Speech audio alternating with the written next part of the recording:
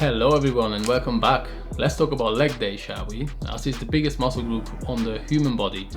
I hear you all out there. It's terribly difficult to work it without proper weights, but not impossible. So today I'm going to show you 5 easy exercises which you can do at home, which I'm doing at home as well, in order to maintain my physique and to try to minimize muscle loss.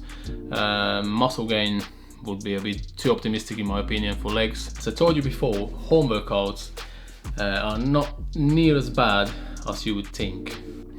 My legs are not the favorite or the strongest body part to train. It's no secret, the maximum I squatted in my life was 170 kilos and I did 2 reps with that. Anyway, without getting into too many numbers, squats were never the strongest body part of mine. So let's move on. I always start all my workouts with a proper warm-up. By proper warm-up I mean 15 to 20 minutes even.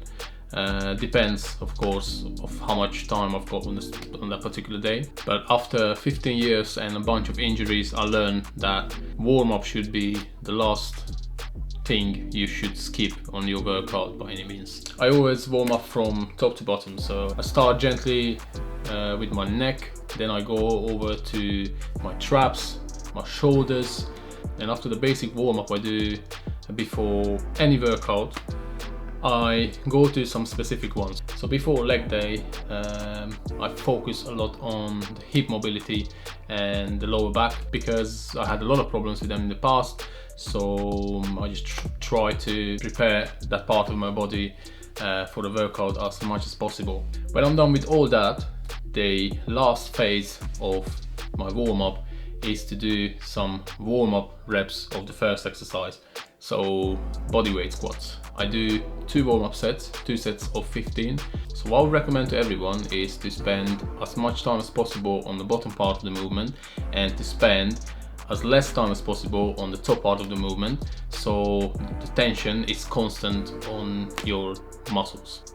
After I finish with my 2 sets of 15, my main workout starts. So let me introduce you the first equipment that we use today. I don't think it's a massive surprise. They are called resistant bands. I bought these on eBay. There are lots of different sizes and strengths you can find online, so go and check them out. The reason I bought these 2 is because they are right in the middle of the range, so I can use them for many different muscle groups, such as arms or shoulders or anything for that matter. And if it happens that I need extra strength, I use both of them at the same time, which works really well. So first working set, I'm doing it with the smaller elastic band. I step on it with both legs and I wrap it behind my neck. Very important, just make sure that it's comfortable behind your neck before you start the workout. Same principles, keep it as long as possible on the bottom part of the movement, as short as possible on the top part of the movement, and control your breathing. The rep range should be between 15 and 20 reps. This is unfortunately the best we can do in order to overload the muscle without big weight. For the second set, I do exactly the same thing, but I take the bigger band. And as soon as we finish with that, my next piece of equipment gets revealed, and that is 2 rusty 10 kilo dumbbells, which I bought on eBay actually before the lockdown began.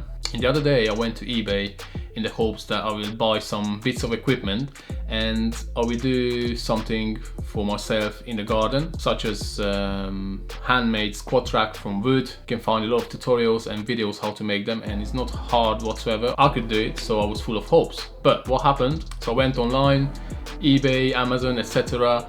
with big hopes, and guess what? One simple Olympic barbell costs anywhere between £200 or even £400 plus postage. I was like, whoa. Then I went and searched for dumbbells. A pair of 40 kilo dumbbells costs between £300 and £400. I was like, what the So the situation is not bad enough.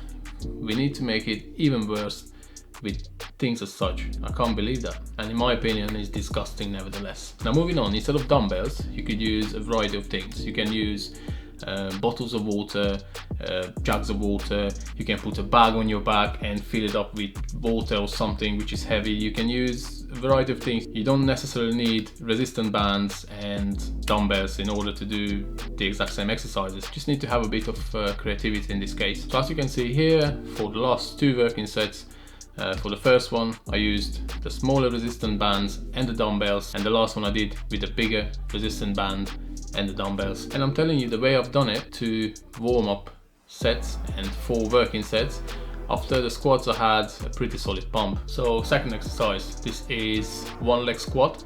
For anyone who's new, I would recommend to start with no weight whatsoever, just to work on the balance for the first set.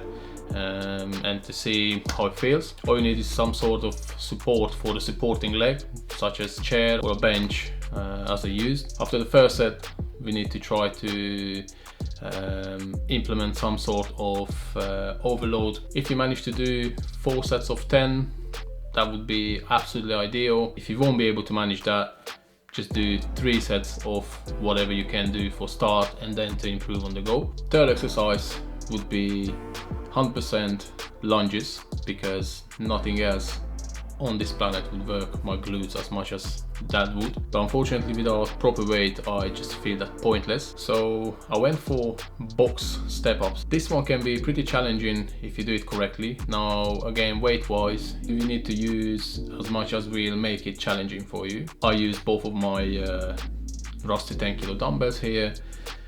Very important, we do only 1 leg at a time. You step up without any support from the other leg, and then on the way down you controlling the movement slowly, and then again and again and again. I only did 3 sets of 12 of this one.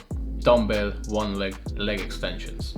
Again, as the barbells cost 300 quid or more at the moment, you have no choice but to avoid that. But with small weight, doing stiff leg deadlift or leg extension would not be effective whatsoever. So in order to make it hard, you do 1 leg at a time with all the weights you have. What we need to focus on with this one is to have our back as straight as possible, the head looking forward, so not upwards and not down.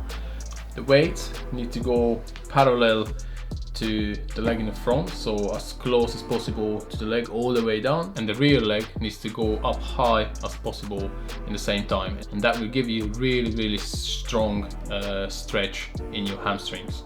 I also would highly recommend this exercise for stretching purposes, as many people suffer today of hamstring or glute stiffness. And yes, I will include myself in that group as well, but one of them is worse than the other, and that in majority of the cases will lead to lower back pain, which is again a very common problem these days. If you will try out this one, you will 100% notice that it will be easier on one of your legs. Right, moving on, with the last exercise of my workout, I trained my calves. This is going to be very simple as well. You only need something to elevate your toes enough to give your heels enough range of motion. Please make sure whatever that would be, it's safe for you to step on. I worked on 1 leg at a time to have as much overload as possible. I used one of my hands for support, and then from the second set I took one of my dumbbells for some extra difficulty, and that would be it. It's very simple.